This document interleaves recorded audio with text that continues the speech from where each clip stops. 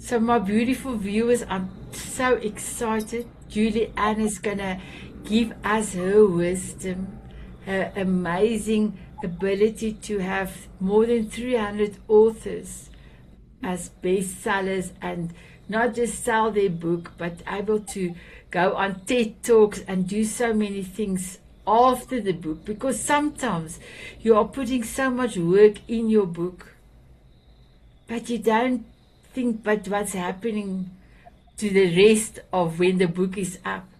I spoke to somebody today and he said, but he paid a lot of money for somebody to help him with the marketing. And yes, he was unfortunately not a bestseller, but then nobody's buying the book. So I said to him, can I tell you something? If you sit on your bum and you've got books underneath your bum, nobody will know about it. I had to give him that because I was talking to him and he didn't understand. So I gave him that analysis and he said, okay, I will lift my bum and start doing something about it. So, my beautiful viewers, this is an amazing masterclass Julie is bestowing on us. So, thank you, my beautiful one. Us is the Dharma Beauties and Tanzanite Heroes. And my beautiful Julie, thank you so much for being part of the Slim Soul members and helping me to continue what I'm doing. So, my beautiful Julie, all over to you.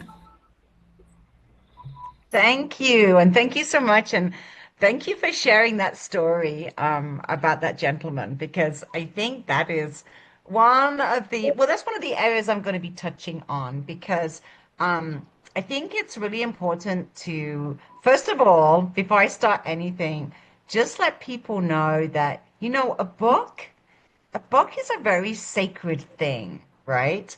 And I think that somewhere along the line, we kind of lost how important that is.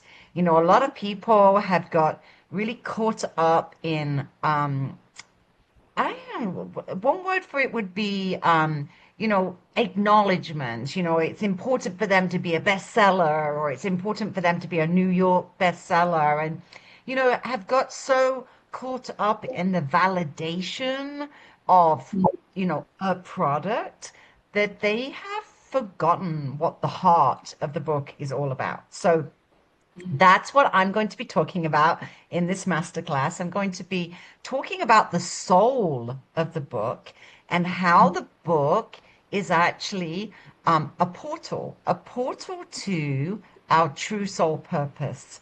And that part to me is the sacred part that I think is being lost by so many people. They get caught up in, and I used to say it myself too. So I've had my publishing company, Influence Publishing, for 15 years. And when I was based in Vancouver, one of the things I used to say to people was, your book is your business card, right? And I would hold the book, like this, and I would say, this is your business card. This is the way that people know who you are and where you come from and the experience that you've had. And it is, I now say it's a container, right? Because a business card just restricts it to that. It's all about business, and it's like, no, it's about the heart of the book. It's about the soul of the book. And so I say now that the book is the container. It's the container of all your wisdom and all of your knowledge. And people who read your book, then they want to do business with you because now they understand your heart, right? They understand your soul. And so now they feel closer to you because you've been vulnerable in your book and you've exposed your kind of soft underbelly. And so now they want to know more about you. So, when I talk to people, and my podcast is called Your Story is Your Portal. And because I am helping people to understand the importance of that, the importance of understanding that all of that information in the book really is the heart and the soul of you as an author. And so I'm going to be talking a little bit more about that and how we get to that because, you know, it's very easy to write our story, right? I mean, I don't mean to be saying that oh, it's easy, because I've been doing it for 15 years. I can just say, oh, it's easy. And funny, I heard Christy say that on a video as well. People were saying to her, I just published my book, and people said, oh my God, that's so easy. And they said, it's easy. And I was like, actually, it's not easy. It's not easy. It's not easy to write a book. What is easy is to copy your journal notes, right? So to take everything that you have written in your journals and then to, do that either with an AI program or some other program where basically you just take your journals and then you put it in a book and then you say, there we go, there's my book, right? And it's like, no, no, no, no, no. Those are journal notes. That's not a book, right? That's the difference because journal notes, yes, they expose your underbelly, they expose the vulnerable side of you, but they're basically a trauma dump, right? When you're writing in your journals, you're processing all of this trauma that you're going through, right? So and that's a great thing. It's very healing and it's a good thing to do. However, that's not a book, and it doesn't serve anybody by just publishing your journal notes and just publishing your trauma. It's not actually helping anybody. And who wants to read about your trauma? They have enough problems dealing with their own trauma, right? They don't want to read about your trauma as well. So when I work with people, I help them understand the importance of sharing your lessons and sharing your outcome of the trauma, right? So, yes, keep your journal notes as journal notes, and then work with somebody who's going to help you turn those journal notes into a book that serves people because you're not getting caught up in the story of the trauma. You're going to help that person overcome that trauma because now you are in that position and you have overcome that trauma, right? So now you can teach somebody, well, this is how I did it. Now, that's not to say that you can't talk about the trauma or what happened in your trauma, but it just means that if you come to writing from that place, so you start from the place of how can I help somebody else make this journey a whole lot easier than the journey that I just went through, right? If you come from that place when you're writing a book, it is it's a book that can now serve people. And it's a book that then wants the reader to reach out to you and say, oh my goodness, I really relate to what you were saying. And thank you for sharing your lessons. Thank you for sharing how you overcome those things, right? That's what a book is. So it's taking the lessons from your trauma and then helping other people to come through that trauma in, with the knowledge and the wisdom of what you learned in that process yourself. So you see the difference that when you come from that place, when you come from the place of serving, and you come from a place of saying, how can I help my reader to do this a lot easier and faster than the lessons that I learned very hard, right? So that's where the soul mapping comes in. So I do ask people to reference their journal notes in terms of the journal notes are the true heartfelt feelings and emotions that you experienced when you were going through that particular life journey. So there is a place for those journal notes, but only as little excerpts to help the reader be relatable to you. right? So you do have to share some of that vulnerable stuff so that then the reader can say, "Oh, I feel you. That's what I feel like. I understand that." But then you want to show them and take them by the hand and help them overcome that, right? So, when you're talking about a the title of a book, it's talking to the reader how I can help you. It's not addressing your trauma. It's not a title of a book that talks about your trauma, even.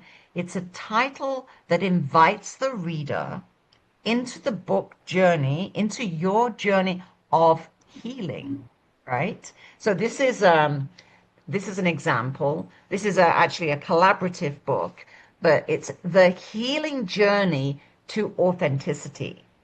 So we're inviting the reader on a healing journey with us. Okay. Can you see the difference between that and my uh, my terrible journey with cancer, right? When you have a title like My Terrible Journey with Cancer, it's all about you. And you want to make it all about the reader, right? So you're telling them immediately in the title of the book that this is a healing journey, that you're going to be helping them. You do not want any, my nightmare journey, or, you don't want those kinds of words on the front of your book, because that's telling them that all you're doing is sharing your trauma, right? So it's very important, when we're doing the packaging of the book, to make sure that the reader understands that this is what you're offering them. You're offering them a solution, right? You're addressing their pain and you are offering them a solution. And so you see the difference, that if your title immediately says my journey from hell, it's like your reader's going to say, well, I don't want to know about your journey from hell. I want to know, how do I get to the other side of hell? Fight, what does that say? Fight, flight of the Mine is monarch. actually not the right way. Mine is Flight of the Monarch, the hero inside me. That's what I had my title. But I, thinking of what you just say, I should have think about it, do it like that. So thank you so Well, much. and you can really do it in the subtitle. So, a good book is one that helps the reader to understand, what are you giving them. And so a title can be more creative, like The Flight of the Monarch, right? There's nothing wrong with that. That's beautiful, because the flight of the monarch kind of, it conjures up in your mind this story about, a cocoon, and going from a cocoon into the beautiful butterfly. So immediately that is a metaphor for a healing journey, right? You're going from that cocoon stage into a beautiful monarch butterfly. So there's nothing wrong with that, because it's conjuring up those images in our brain. So creative titles are not a problem, as long as they are positive and healing, right? And then in the subtitle, you can give the information about how you are helping the reader. Okay, so the subtitle is always a more detailed call to action, right? If you like, it's like uh, in this example, which is actually a collaborative book, but this is stories of compassion, courage, and connection. So you know that when you read this book, that you are going to be getting stories of compassion, stories about courage, and stories about connection, right? So it's important for you to, keep that in mind when you are thinking about your whole book. And, I say the diamond is a really good example, Sanat, because, think of this. Think of this as a inside here is the diamond, right? So this is all the diamond. This is the sparkly, wonderful healing energy. Um, but if you had your diamond in a black box and it didn't have any picture on the box, or it didn't have a window to show the beautiful diamond inside, how are you going to know what's inside the book? How are you going to know what's inside the box, right? So I remind people, this is how people get to have a little window, a little insight as to what is inside the box, right? What's in that little window? You want to show off the beautiful diamond. You don't want to show the difficult journey of mining the diamond, or, like, what did the diamond look like before it had the beautiful polish and the facet and everything that went with it, right? You want to show the end result, right? You want to show the beautiful diamond, right? So that's one way of looking at it. Like, so that's one way for me to help people understand when they're writing the book, when they're planning the book, when they're packaging the book, to remember what you're offering is a beautiful diamond. It's not all the hassle and the pain and the trauma that you went through to get to the beautiful diamond, right? You can dip in, like I say, so that your story is relatable. But if you're saying right on the front cover, come listen to my trauma story, people will be like, ooh, well, I got my own trauma. I don't know that I need to listen to your trauma as well, unless you're offering me a solution, right? So if you're offering me a solution, I'm in. Tell me all about it. And if you create the book in a way that the reader is really engaged with you and engaged with your healing journey, they're going to want to continue to work with you. It's as simple as that. I think people really overcomplicate the whole book journey. And now there's like everybody's a book publisher, right? Because basically everybody can self-publish a book. So everybody's a book publisher. And so how do you distinguish between somebody, a publisher that can serve you in a way that actually helps you in some way, for the reader to understand why they would want to engage with you, right? I mean, and that's the key. It's as simple as that.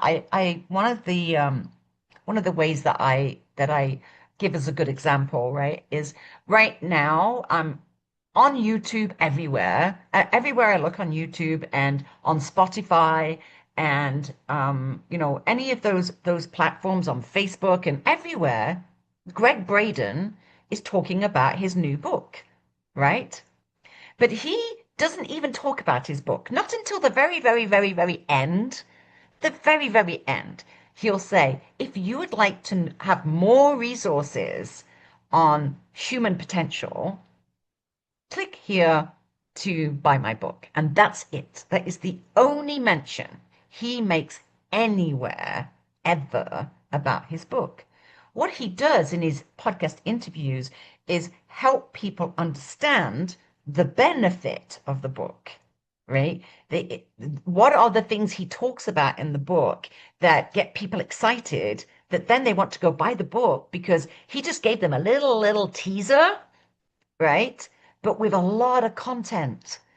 So that now the reader's saying, oh my God, I've got to read that book, right? And for Greg Braden, I just bought his new audiobook and I only needed a 15-minute YouTube podcast interview. He had a little excerpt from another podcast interview. That's all I needed to know. I got to read this book, right? So that when it comes to promotion and it comes to, getting off your butt, it's like, well, the key is doing it before you publish it, right? Because if you don't get this bit right, if you don't get the benefits to the reader immediately, no one's going to want to interview you. Nobody's going to want to be involved in you. And I'll give you a little secret here on this masterclass. All you need to do, which is very easy, is to get on the top 100 list of Amazon. And I think we all know now, it's very common knowledge that the way to do that is to be very careful with your selection of keywords, to be careful with your selection of categories when you're uploading the book.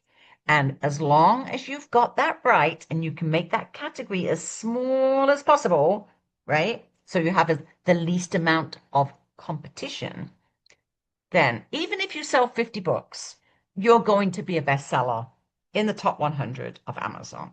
It's as simple as that. It's not complicated. There's a lot of people that charge thousands of dollars to make you a bestseller. And it's like, I'll just give that secret away for free. It's not complicated. But if you don't know how to upload your book correctly when you put it up to Ingram Spark, for example, and you go into those little buttons that say more, right? And then when you go into those little buttons that say more, it doesn't say keywords, or it says things like it's got famous subjects, and you just kind of go, what the hell is a famous subject? Well, I don't know. No, I don't want to do any more. Those are the things that make you a bestseller, right? The more information that you upload about your book, the tighter you go in your niche, the better chance you have of being a bestseller. And let's face it, here is the reality. Why do you need to be a bestseller? It's nothing to do with validation, right? Validation has nothing to do with it. Having that label, a bestseller, the only reason for that is to get in the top 100 of Amazon because Amazon is the biggest search engine for books. But Amazon only shows the top 100 in every category. There's billions of books that people upload to Amazon every day. And the biggest mistake a lot of people make is they do it as an ebook for 99 cents. Sorry, but that's just like a big stamp of, this book has no value, right? You're saying right from the very beginning, 99 cents, that's what this book is worth. I uploaded it as a Word document to Amazon on Kindle, and that's the value of it. 99 cents. Come on. This is your life's work. It's worth way more than that, right? You want people to engage with you. So number one, you want your book to be available worldwide distribution on all Amazons everywhere, .co.uk, .sa, .com, .ca, everywhere, .au, .nz. You want it to be available on every single Amazon worldwide. Okay, which means you have to take the time when you're uploading your book to actually say that, right? It doesn't happen automatic. You have to go in and manually select your prices so that it actually shows up that way. And if you don't select, which is what a lot of people do, they do not select sale or return, and they do not select the highest discount level. The highest discount level is 55%. And sale or return has to be sale or return, or no or destroy and return. If you don't pick those two options, Amazon won't even list your book, or they'll tell you that they are going to list your book, right? And if you put in your ISBN number or you put in your full title and your full subtitle, you'll find it. But you know what they've done is they've completely squashed all your SEO, so nobody else can find it unless you give them your full title, subtitle, author name, and a direct link to your book on Amazon, right? Otherwise, no one's ever going to find that book because Amazon does not want self-published books on display on their main page anywhere. They only want to display books that are in the top 100, right? So these are just like the little, by the way, it's not complicated. You don't need to spend thousands and thousands of dollars to be a bestseller. You just have to upload it correctly with the correct keywords, with the correct categories, with the worldwide distribution, everything done correctly. And if you just upload it to Kindle as a 99 cents ebook, this is not going to do it. Okay. So that's the reality. And as I say, that's the key to being in the top 100. And the only reason to be in the top 100 is that your book is found, right? Because if you're a bookstore in the good old days, like 15 years ago when I first started publishing, publishers had sales reps, and the sales reps went round to all of the bookstores and they told them what books were going to be released next season. And then they would look at the catalog and then they would select what books they're going to put in their bookstore, right? That's the way it used to be done. It's not done that way anymore. The bookstore manager or whoever is in charge of deciding what books are going to be in their bookstore goes onto Amazon for each of the categories and they select from the top 100 list which books they're going to put into their bookstore. All right. So if you want your book to be in bookstores, you got to be on the Amazon top 100 list in those categories that relate directly to your book. If you just put, which is what a lot of people do, they upload their book and they upload it as memoir or women's health or, big categories, you're never going to be found. There's like millions of books in memoirs. There's millions of books in women's health. You need to go as niche as possible to be found. So you go as niche as possible in those categories, and I'm talking at least three, right? At least three. So when you look at the categories, it's like, for example, self-help is a good category. And then self-help, the next subsection down, is called personal women's personal growth, right? And then after that, there's another category that says women's personal growth cancer, women's personal growth healing, women's personal growth spirituality. Or you see, there's like all these like little tiny niche topics off those big topics, and those are the ones that are going to give you your Amazon bestseller top 100 list. Because if you're competing against women's health or women's memoirs, then you got to sell way more books to get in the top 100, right? But if you are, and even like cancer has like a smaller heading, it goes smaller and smaller. Cancer, breast cancer, cancer, lung cancer, cancer, bowel cancer, like you've got to go as niche as you possibly can, because then you have to sell less books in that niche category, right? So if you sell, let's say, 50 books on your launch day in the category of breast cancer, for example, in that example I just gave you, then you're probably going to get it with 50 books. But when you upload the book, if you only put cancer, wow, that's a big topic. You've probably now got to sell 500 books to get in the top 100, right? So, it's knowing like how niche can you get? And a lot of people say, "Oh, I want everyone to read my book." Really? Well, that would be nice, but there's 7 billion people on the planet, and 7 billion people are not going to find your book unless it's in the top 100 in a particular category that they are interested in reading about that book, right? I just saw a question, how many levels can you go? Three, three. So there's 3 levels. So you should always be at the 3rd level. Never, ever pick a major category because you'll have to sell way too many books to to reach that category. Okay. Now, but let me just step back for one moment because, okay, I've just told you how to upload your book correctly so it is as niche as possible.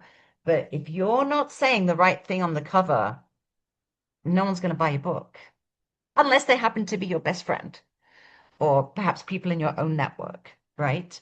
And that's fine as well. That's okay.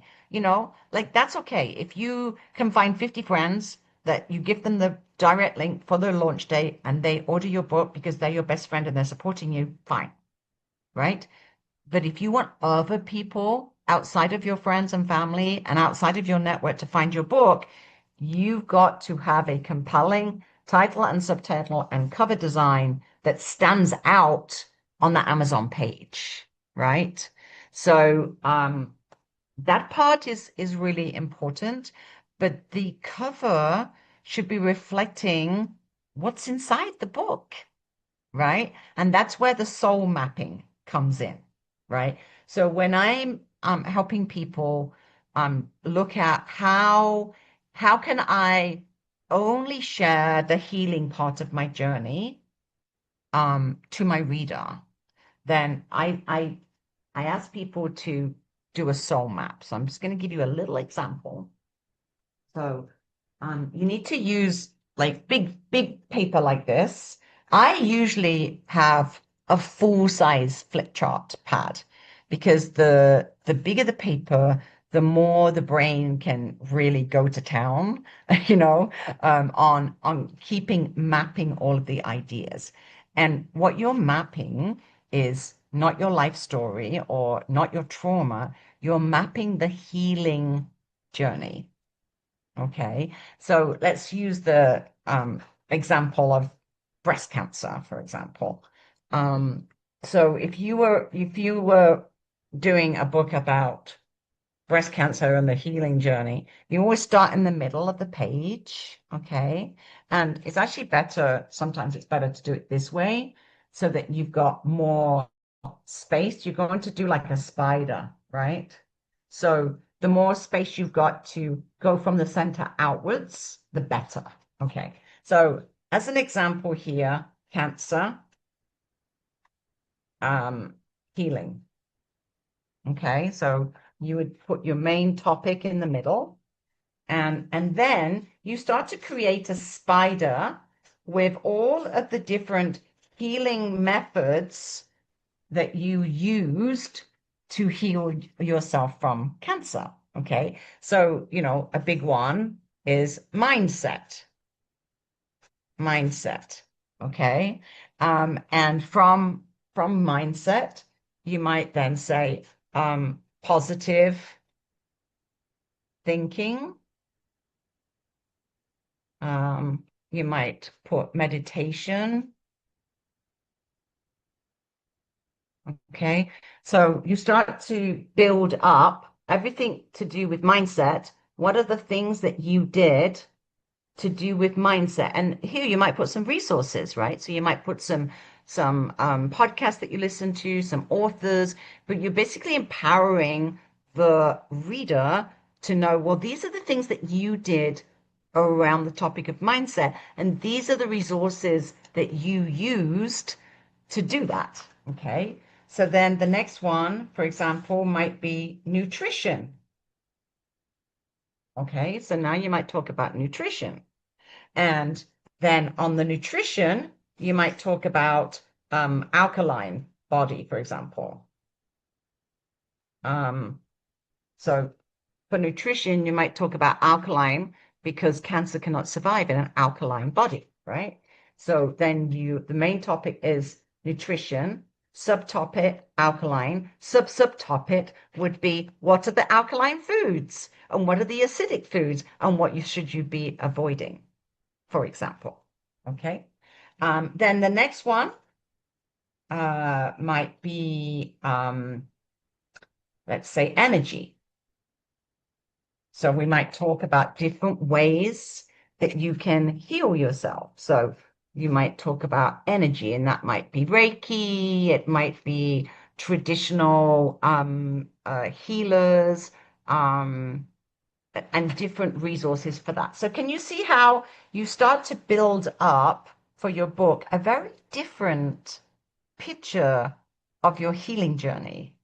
Right? Now it's not about, oh my God, I went to the doctors and I saw this, and then I went here and I did that, and then I went here and I did that. And oh my God, I was so sick. And then that doesn't help anybody, right? But here you're giving tangible help how you overcome your cancer journey and all the different elements. And then you just keep building on this. Okay. So you build up this picture. one kind of little spider at a time, and you just keep going stronger in these areas in as much detail as possible. And then you create that into chapters, right? So, you know, chapter one might be positive thinking, right? And in chapter one, you're going to have 5 subheadings, right? Mindset, meditation, resources, whatever. But now you've got like a chapter list when you're creating your book where it says chapter one is mindset. Oh, this piece of paper keeps flopping. Chapter one is mindset. Okay. And in that, I'm going to now have 5 writing topics around that topic. Okay. That gives you your 5 subtitles that's in chapter one. So can you see that you do this, and by the end of the map, you've now got maybe 8 chapters, and then you've got 5 or 6 writing topics for each subject matter. And so then what you do is you create a little writing plan, right? And it kind of looks like this. Day one, I'm going to write chapter one, 1, 2, 3, 4, 5. And then as you write it, you then tick off your list what you've written, right? Because sometimes that's how you stop getting stuck, right? Because we get stuck because we try and do all of this in order, in chronological order. And that's difficult because we get, oh God, I know there's something else, but I can't remember what it is, right? Oh, I need to come back to it. But if I come back to it, I've got to read it all over again to see where I fit it in. This way, what you're doing is you're creating a book with writing assignments. So this might end up with 60 writing assignments, right? All you need to do is one writing assignment per day, like your morning pages, right? 1 hour of writing in the morning, 60 days, boom, your book is done. And then all you need is like a developmental or content editor that's going to help you put those 60 topics now into a better order, right? But that's what an editor does. Okay. I mean, I guess that's where people, they want to save money. And so they compromise using all of the stages to get published. So once you've done that and the planning of the book, the next stage is developmental and structural editing. And what that does is it gives your book a nice, even flow, a nice logical flow. So you've written it as writing topics. That's your guide for writing. But that doesn't necessarily mean that that's how it's going to be in the book, right?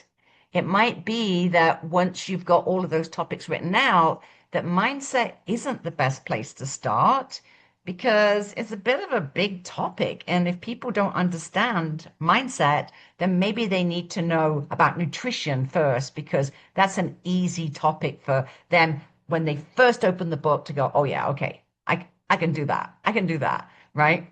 And then by the time they get to mindset, they'll be like, oh, okay. Well, I'm feeling way more positive about this now because I know I can do this, this, this, and this. And now talk to me about mindset because now I get it, right? So, but usually that is a content structural editor, that's what they do as a job, or a publisher, right? I've been doing it for 15 years. That's my job, is to take that writing plan and now say, okay, this is how we're going to present this information in a way more compelling way that is really interesting for people to read. So let me give you one little example of a client that I was just working with. She's a Russian Jew, firstborn American in from a family of Russian Jews. Her book was about generational trauma. And what she was doing was writing about the journey of her grandma escaping Russia and then bringing the whole family, out of poverty and control and to America. Okay, that's the story. So it's an interesting story, but she was telling it from as a narrator. So she was like a third person narrator telling the story of her grandma, right? So it's a pretty heavy topic, right? So as you're kind of, reading this, and like if you've got a real interest in what was happening, in Russia 40 years ago and, how bad it was for people and the scarcity and, lining up to get basic groceries and the control. And, if that's personally interest for you, then fine, you'd be interested in that book. But this is her book is about now. Like it's about Sasha as the first American Russian Jew, right? And so I said to her, well, how did you discover all this information? Like, did you go and talk to your grandma, or did you like sit with your mom on her deathbed and, get all these stories from her? Like, how did you find all this information? And she told me, oh, it was a week retreat in Mexico. It was an ayahuasca plant medicine retreat. And I actually viscerally experienced the emotions of my grandmother. I saw her selling a pair of leather boots that she had been keeping in the family, so that that officer would stamp their immigration cards, right? Because she knew that he wanted those leather boots. So she now tells the story in the first person as her grandma, as an actual real vision experience that she had during a plant medicine retreat. Now, can you see how much more interesting that is than telling it as a narrator, right? And she ended up having to rewrite a whole book. It was very difficult for me as a publisher when I reviewed her manuscript for the first time to say what I just said to you, that, hmm, yeah, it's a really interesting story if you are a Russian Jew and you can relate to that story. But if you want like that first American born Russian Jew to understand why she's a perfectionist, understand her behaviors and her beliefs and where they came from and why she is the way she is. Like, why does she said to me, I always wash my Ziploc bags. Like, my husband doesn't understand. He's like, what the hell are you doing? We have enough money. You don't have to wash Ziploc bags, right? And it's like, it's in her genes because that's what her grandma did. And that's what her mother did. And so Sasha just automatically does it, right? She doesn't even think about it. And that's just one little example. But imagine all the things that she does as a perfectionist, right? Using all those values and beliefs from her mother and from her grandmother, right?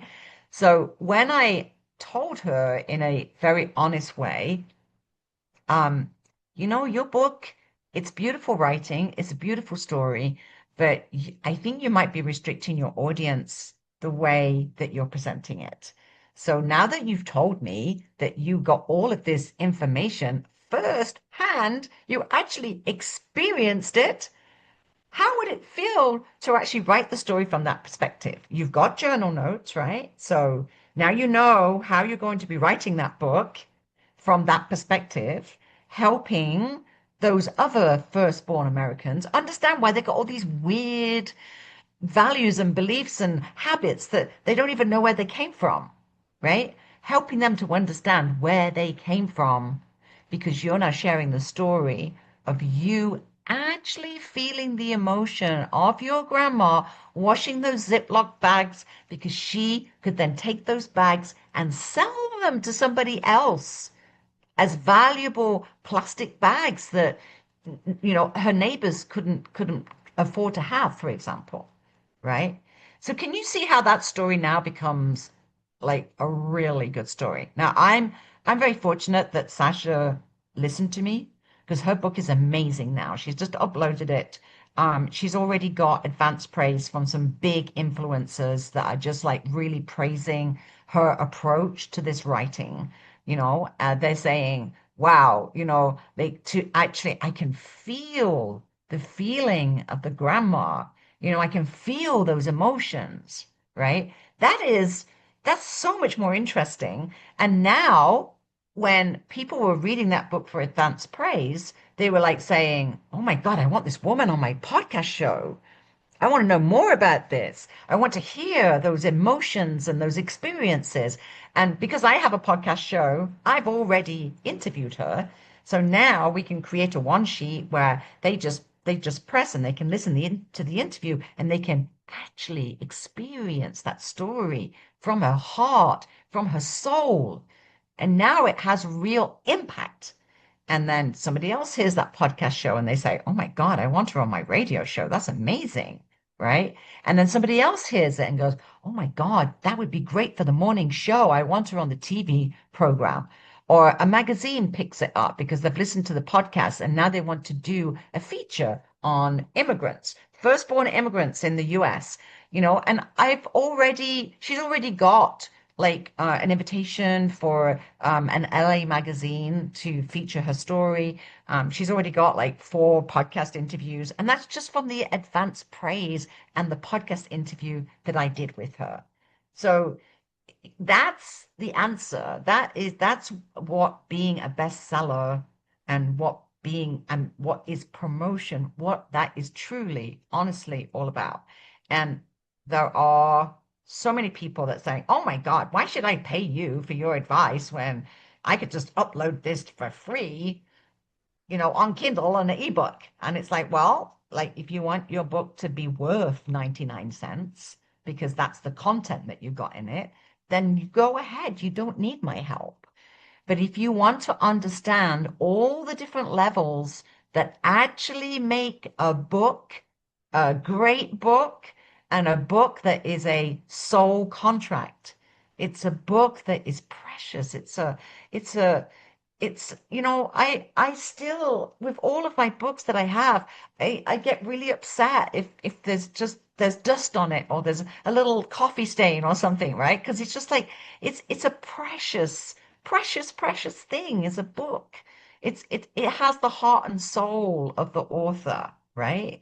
The heart and the soul of the person that's written that book and their healing journey. And that's what a book is. That's a book, right?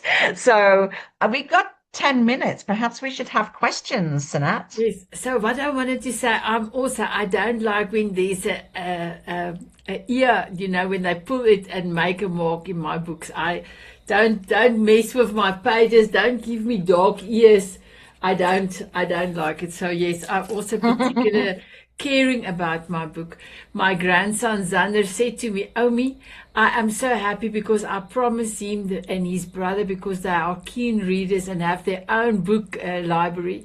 I said to him, the books will go to you, all our books." And my husband had to take pictures and he saw all the books.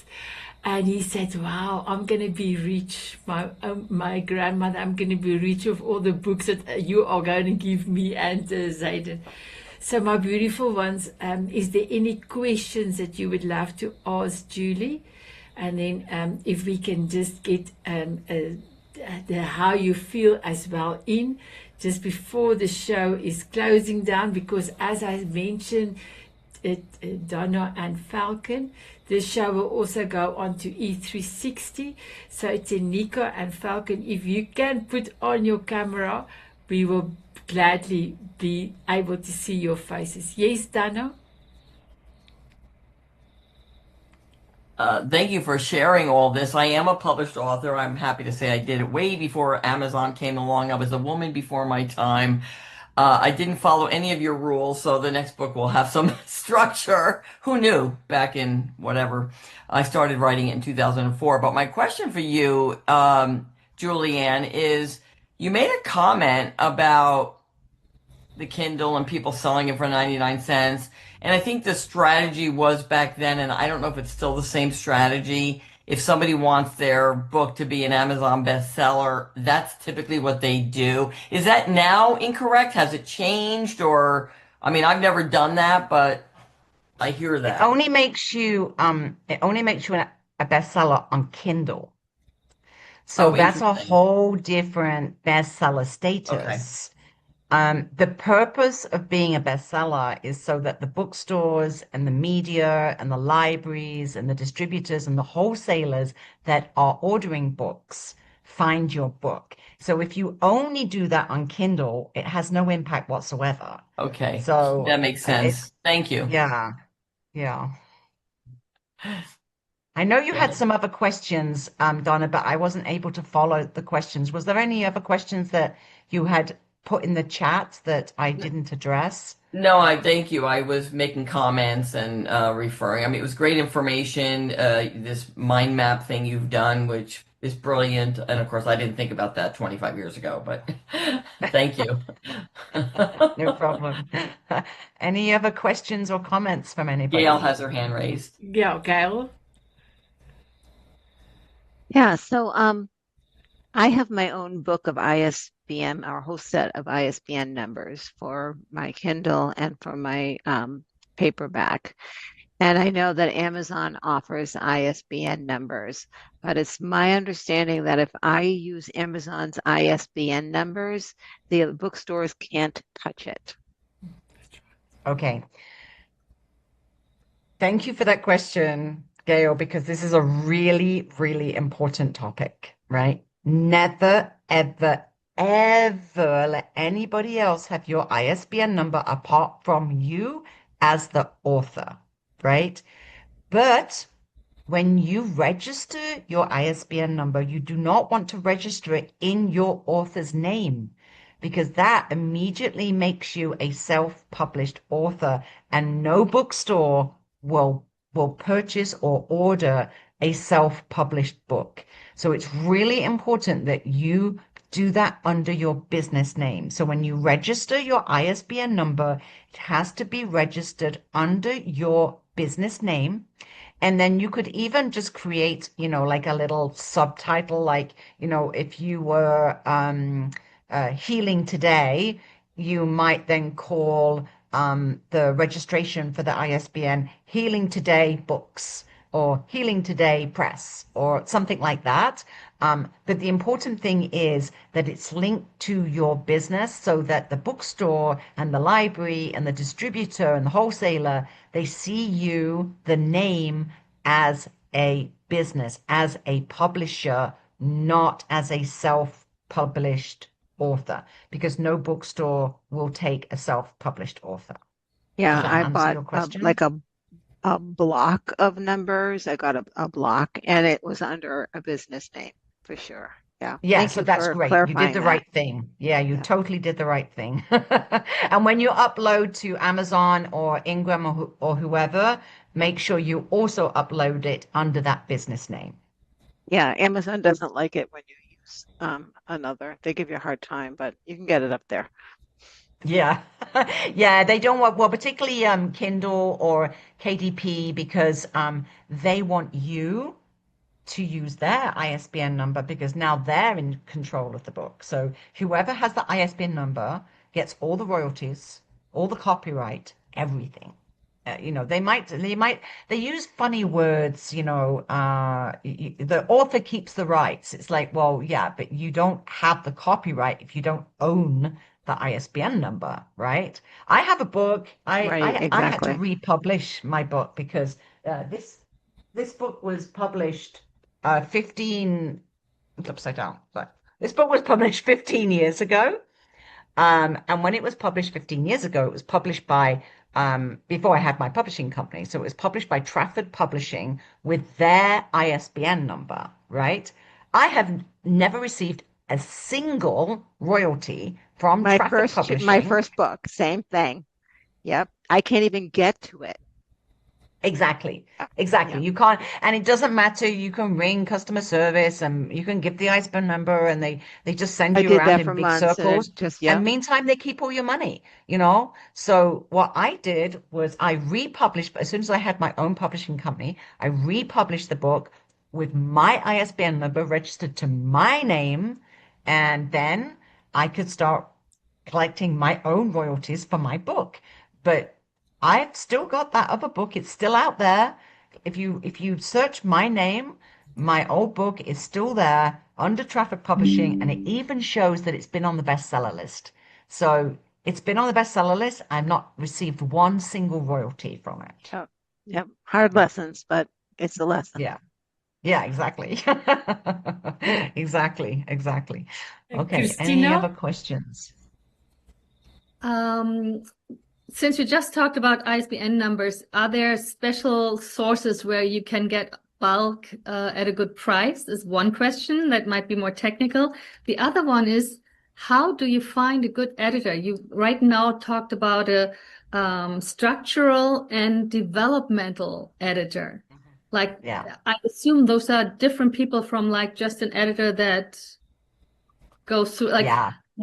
I would love to hear more about like what type of editors there are, what's appropriate. I'm Yes. in the process of writing a book with Senate. So Okay. Yeah. Okay, so Well, my you know, beautiful Julie, may I just quickly ask if Tanika can also give you the question, because we can actually have 2 more minutes on the show, on the E360 show, then we need to say goodbye. Then I will have to Yes. stop the recording and then we can do the answering. So Christina, she will come back to you in a minute. Beautiful Tanika, can you ask her your question, please? Yes, thank you very much. That was very informative. I've published 2 books, not very successful, but what I want to do next, it won't be a help book. It will be a teaching book. So would the same apply, everything you just said, to that? Because I want to teach people about what water is and how to connect with water, but it's not a healing journey, but it's a discovery journey for sure.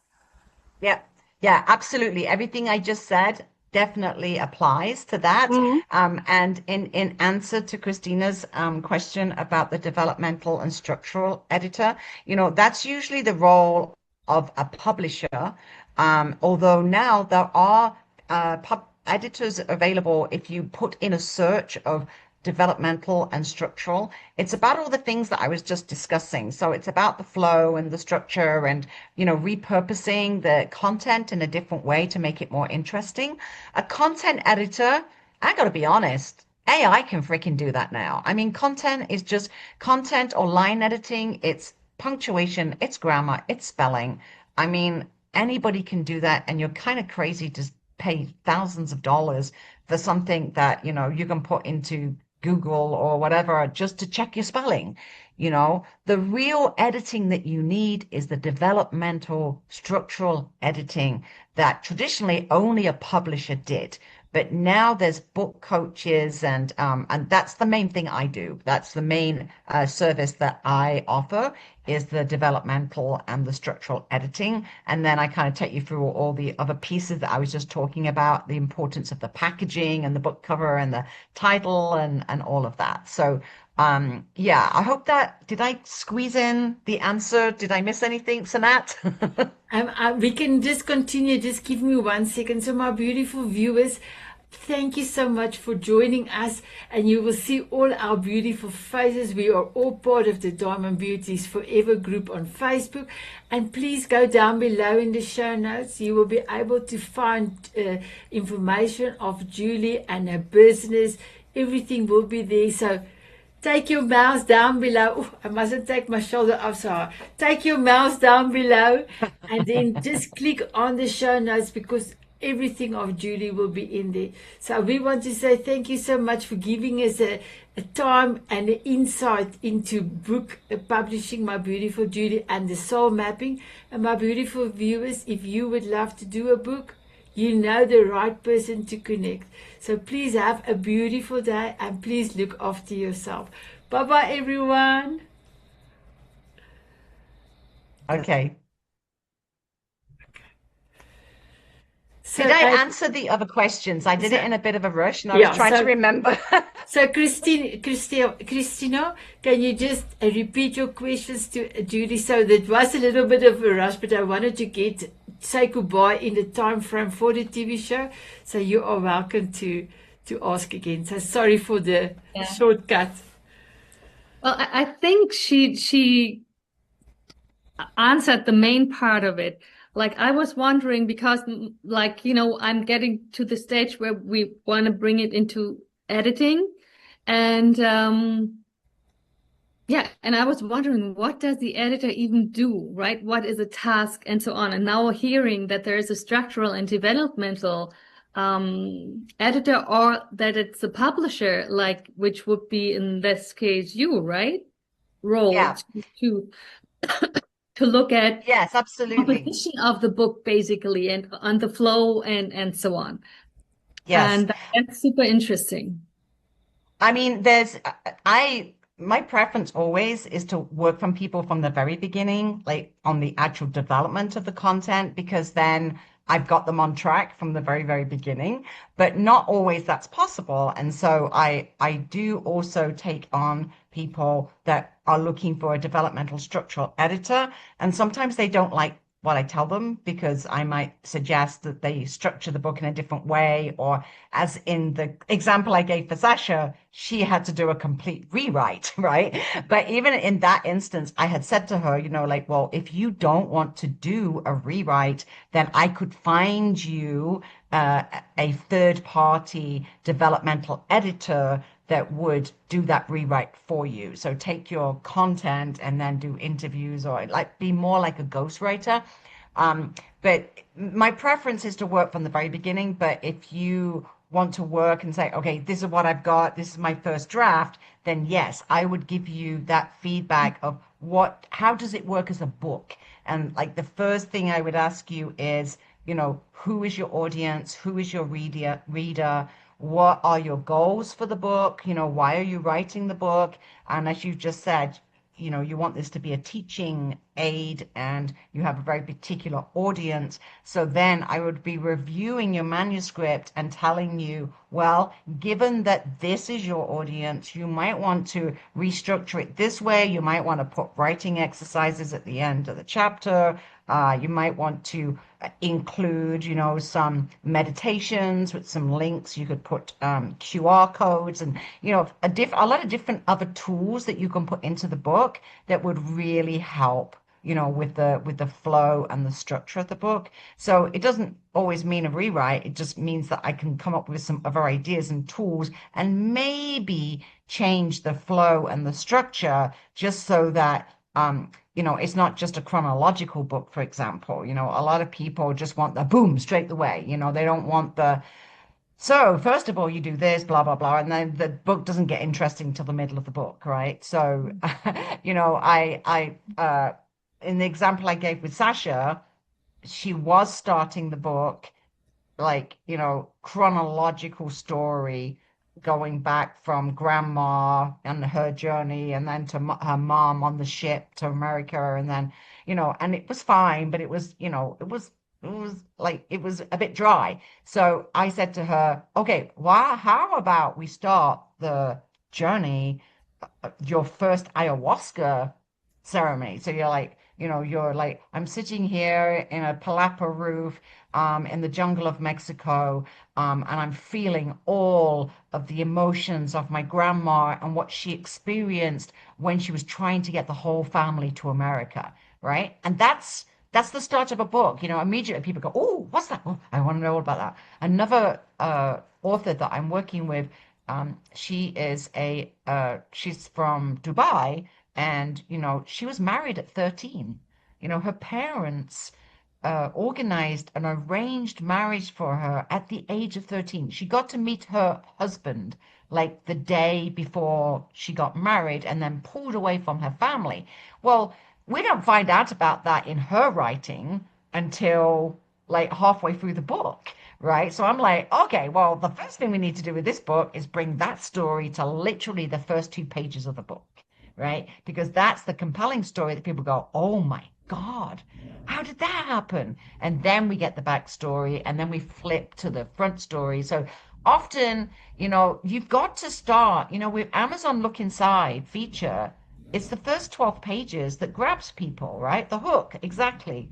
And it was also, it's like the subject line. It's when somebody goes into a bookstore and they open up those first few pages and they read the first, and they're, wow, I got to buy this book, right? So and that also reflects then in the synopsis. So your synopsis really helps people to understand what you're delivering in this book. So the synopsis is really, really important. And for a lot of people, it's just oh, I guess I got to write a quick description of my book. It's like, no, that's how people are going to find your book, right?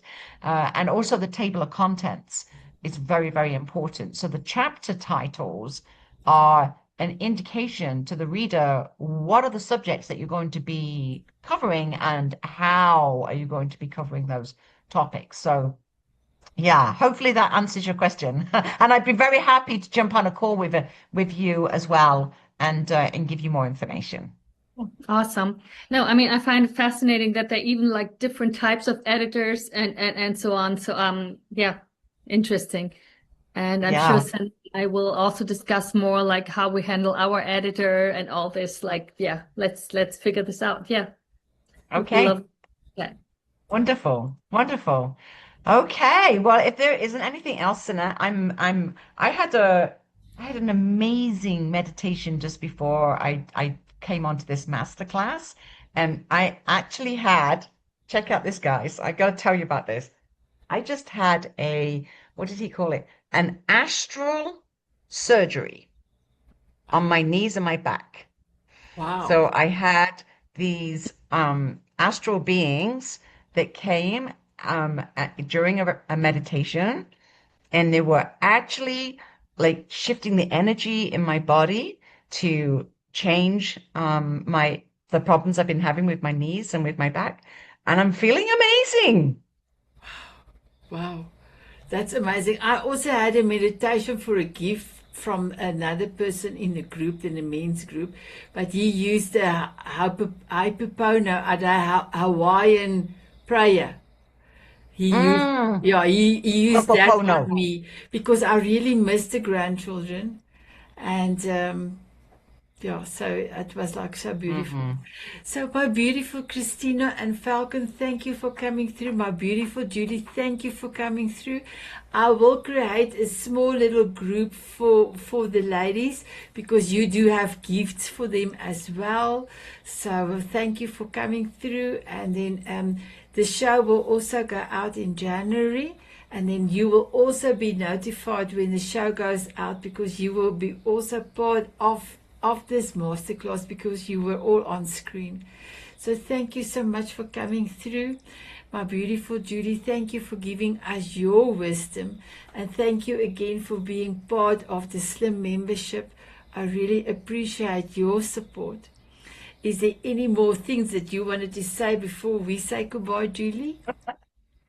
Well, I guess the only other thing I say, we didn't mention that, but I do offer a 30-minute story discovery session. So, Christina, you're more than welcome to do that. And anybody else that, just wants a non-commitment, just this is my idea, this is where I'm up to, what do you think? And I'll just give you a really honest, authentic, real feedback. And then you can decide, if you want to, go on for another session, or if you just take that information and that's enough for you to get going. Perfect. Awesome. We will also mention that in the messenger. Okay, sorry, Christina. I just wanted to say thank you to both of you. This was, I only came in the tail end because I had another commitment before, but like, I'm glad I came in, and I also captured like a good bit of information, which is wonderful. And I'd be happy to reach out, Julia. Great. Lovely. Thank you, my beautiful Christina, my beautiful Falcon. Have a beautiful afternoon, and Julie, you have a beautiful afternoon. It is just past 10 o'clock here, so I am quite tired. I cannot wait to go to bed. I missed the grandchildren today, but I am so happy all of you came through and that you could enjoy it. Thank you, my beautiful Julie. All have an amazing, amazing afternoon. Bye-bye, everyone. Thank you so much. Bye. Okay, bye. Bye. Bye.